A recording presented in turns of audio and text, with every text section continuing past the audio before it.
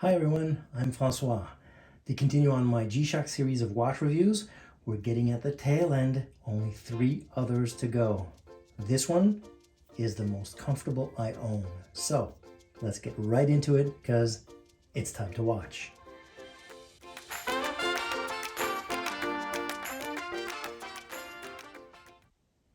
As most of you already know, G-Shock watches have been on the market since 1983, and I've been telling you since the beginning of my G-Shock series. But these G-Shock analog and digital watches have been on the market since 1989. The very first analog G-Shock was the GAW-100, and they came out with a few iterations recently, but they all follow the same principle. Basically, it's tough movement. Sorry about that. The tough movement essentially is that you have a G-Shock that needs to be rugged, that needs to take a beating, and you want to make sure that your hands can take a beating as well. Not just the digital display, but the hands themselves. So that's why it's equipped with a tough movement. Essentially, it's just a structure inside that makes it so that it's not unbalanced and it's not, how would I say, dislodged when these watches take a beating. So I'll go over the specifications, the measurements. I'll go over the physical characteristics of the watch. I'll put it on my wrist. I'll show you the light as well. And it's basically lume and light. And then we'll wrap this up. As I usually say, if you like these types of reviews, don't hesitate. Press the like button. And of course, leave a comment. It's always appreciated. Let me know, what is your favorite G-Shock? Do you have a favorite G-Shock? Is there one that's more comfortable than the other, like I find for this one? And of course, I encourage you to subscribe. And if you do subscribe, press that notification bell and you'll be notified of all my upcoming reviews. So let's get right into the measurements themselves. The watch is kind of a large watch, like a G-Shock, like usually we have these large G-Shocks. But it's not that bad with the measurements. It's diameter of 52.5 millimeters. The lug to lug is 55 millimeters. And the thickness is 16.5 millimeters. And this includes these protruding, I would say, protections here. And yes, it's a thicker watch. It's a larger watch, so it's not for everyone. So if you like large watches, of course, this one is good for you. I know it's good for me. Like all the G-Shocks, they have 200 meter of water resistance. It's not written on the watch face here, but we'll see it in the watch back, at the case back, and we'll go through the details once we get there. I've been talking about the comfort of this watch since the beginning, and let's talk about it, because the resin on here is basically what helps with the shock absorption. There's the shock resist technology in regards to the case itself, which is internal to this case outside protection. And the resin here, I know you can't feel it, but I mean, it's so soft to the touch. I don't know what they did, how they treated it, if it's a different resin or not, but it's soft to the touch. It's really flexible. We have these knobs here which helps with the breathability when you have it on your wrist. So this is a true activity oriented watch.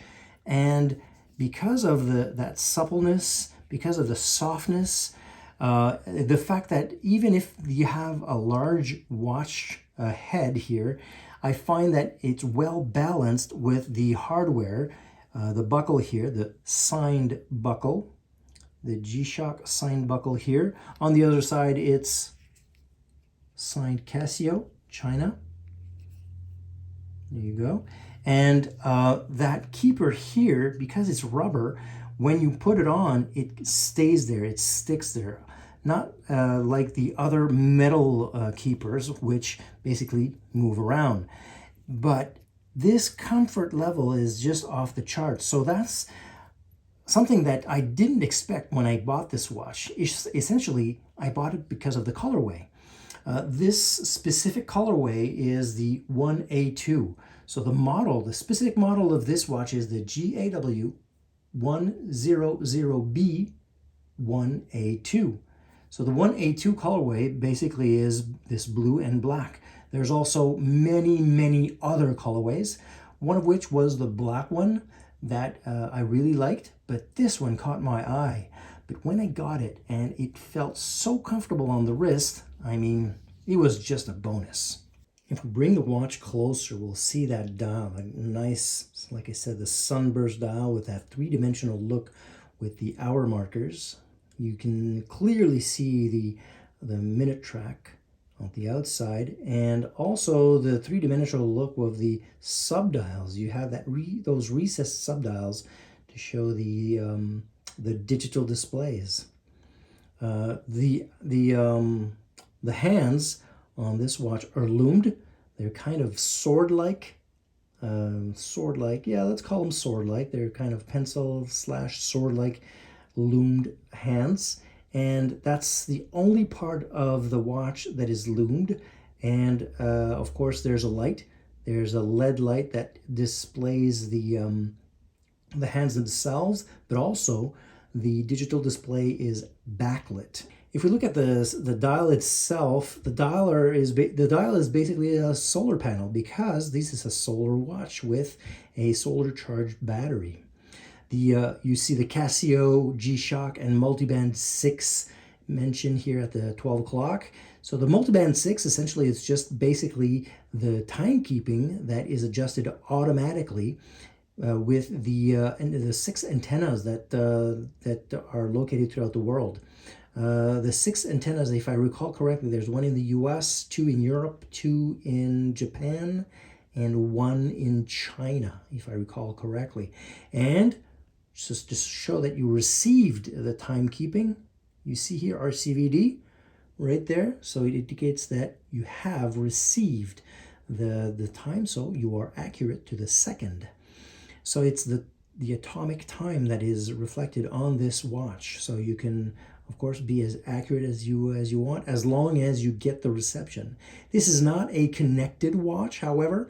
It's a multiband 6 for the antennas, using the antennas. So if we look at the subdials, let's start at the 9 o'clock. At the top here, you can see the PM. There's no indication here that is PM, because I use the 24-hour display. Let's go back to the time here. If you press adjust here, you can change the display here. This is the date, and this is the time. So it's 21 hours, 24 minutes. So if you want to change it to the AM, PM, you press, you have a long press here, and then you can adjust the watch itself. I won't go through the adjustments. As I always say, Watch Geek does an excellent job. I'll link his tutorial on this type of module, and you can see how that works. But I'll still show you kind of a brief overview of the functions of the watch itself. So I was in the subdial at 9 o'clock. So if it was AM, PM, you'd see here a check mark with the PM. At the bottom, the DST, so it's daylight savings time. And that is checked because we're currently in daylight savings time here. And the LT display here is that there's a function where you press the light for a certain time, for a few seconds, and once that is activated, what that means is that every time you lift your wrist, the light will open and will show you the display.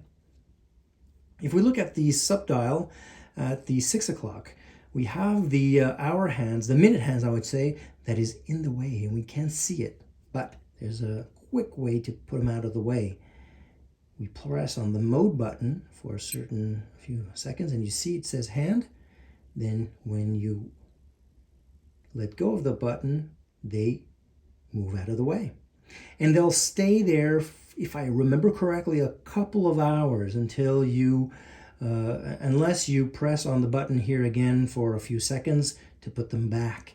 So this is really easy. It's really convenient, because if you have different things you need to do in the modes for either the alarm or a stopwatch, you can have those hands out of the way for a long time.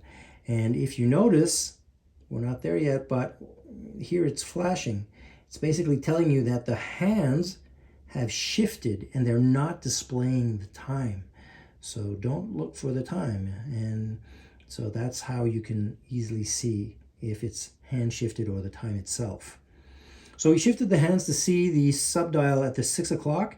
You see again an indication if you have an alarm, this will be black.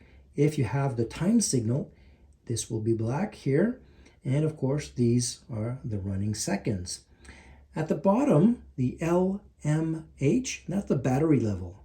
So low, medium, high. I suggest strongly to keep this watch at medium or high, because if you end up being at the low position, not position, but low battery level, certain functions won't be available. So if you wear your watch normally, or if you store this watch either on your desk, in ambient light, or even like I do in a watch box, with a display window, this will be more than enough to keep it at either medium or high. And we see here, in this case, it's high. If we look at the 3 o'clock, as we mentioned, it's a tough solar. The RCVD is basically, like I said, we receive the time signal from the antennas.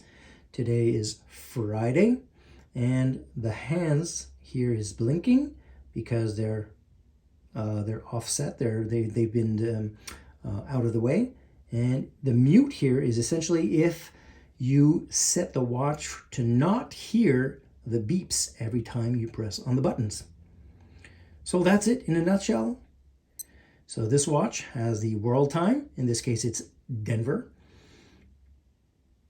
And the world time is displayed here. So that's why I was saying, if you press on those two here, the times will switch.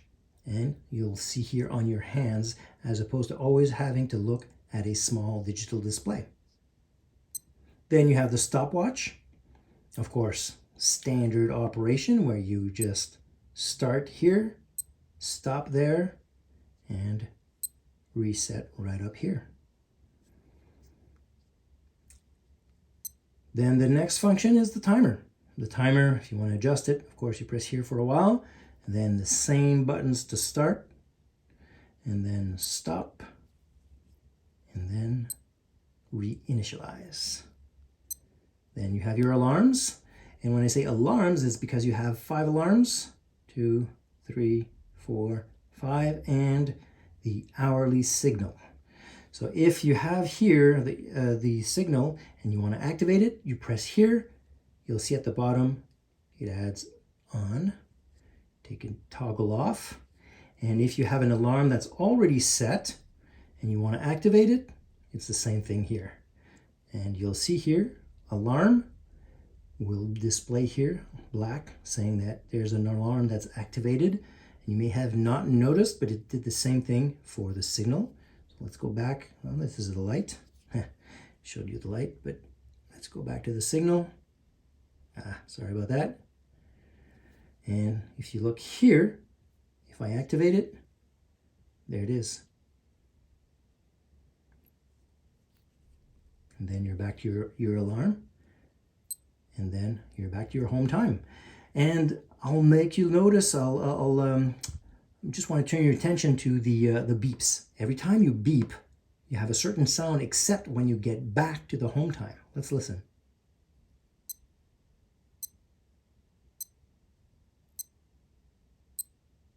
So you heard the very last one was just a little different. So you have both a display to tell you that you're back at your home time and an audio tag, let's say, to tell you that you're at the right place. Now that you have an idea of how this works, let's look at the case back itself.